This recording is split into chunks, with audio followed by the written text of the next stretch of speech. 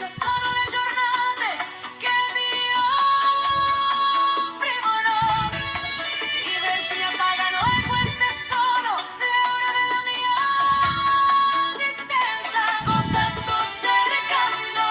Un sogno, spero di poter condividere e dare un luogo sicuro ai miei iscritti.